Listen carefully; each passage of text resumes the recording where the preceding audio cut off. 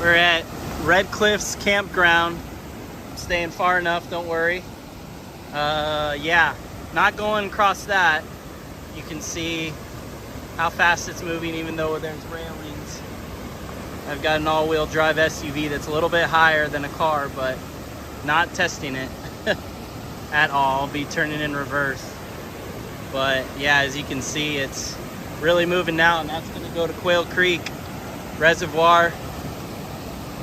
Much needed rain, but if you're anywhere near these creeks, please stay safe. Dominating